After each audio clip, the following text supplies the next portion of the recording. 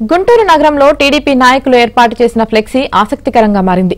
Kodali Nani CM Chandrababu బూట్లు polish చేస్తున్నట్లు ఏర్పాటు చేసిన ఫ్లెక్సీని ప్రజలు ఆసక్తిగా గమనిస్తున్నారు. ఎన్నికల సమయంలో కుప్పంలో చంద్రబాబు గెలిస్తే బాబు బూట్లు పాలిష్ చేస్తూ ఆయన కాళ్ల దగ్గర పడి ఉంటానని కొడాలి నాని ప్రకటించారు. అయితే ఆయన చెప్పిన మాట ప్రకారం కొడాలి నాని వచ్చి చంద్రబాబు బూట్లు పాలిష్ చేయాలని ఫ్లెక్సీ ఏర్పాటు చేశారు. దీనిపై జనం ఆసక్తిగా చర్చించుకుంటున్నారు.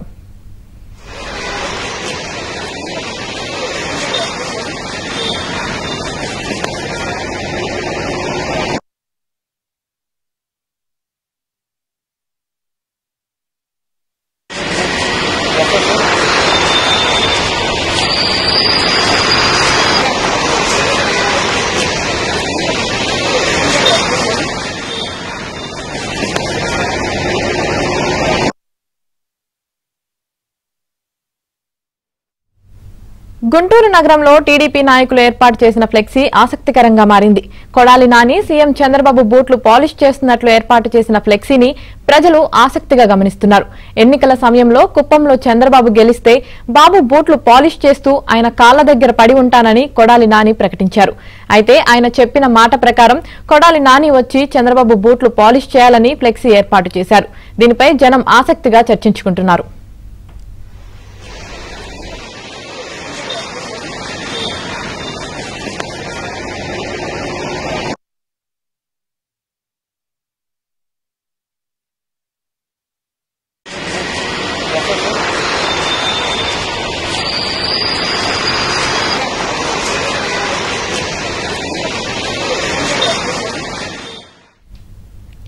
గుంటూరు నగరంలో టీడీపీ నాయకులు ఏర్పాటు చేసిన ఫ్లెక్సీకి సంబంధించి మరింత సమాచారం మా ప్రతినిధి సాంబశివరావు అందిస్తారు. సాంబశివరావు,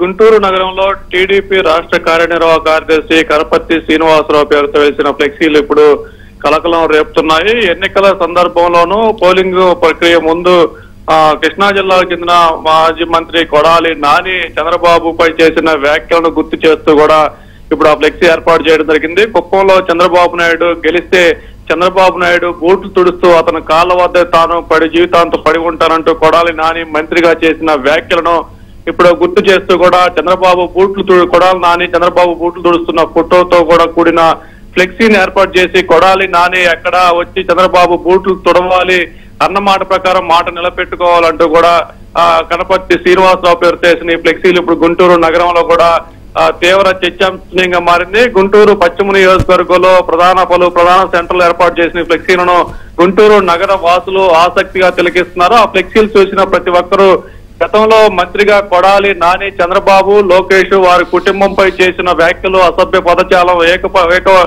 ఏకపక్ష వ్యాఖ్యలతో పాటు చేసిన వ్యాఖ్యలను మొత్తం కూడా ఇప్పుడు వాళ్ళు గుర్తు చేసుకుంటున్నారు. కొడాలి నాని అతని నోటి దురుసు వల్లే అతని నోటు ప్రవర్తన వల్లే అతనితో పాటు వైసీపీ ప్రభుత్వం కూడా కూలిపోయిందంటూ కూడా ప్రజలు చర్చించుకునే పరిస్థితి అవుతుంది.